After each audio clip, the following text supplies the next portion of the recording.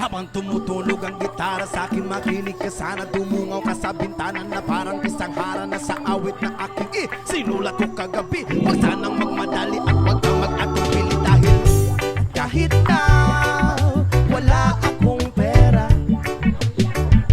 at kahit na butas sa aking bulsa, at kahit pa maong ko'y kupas na, at kahit na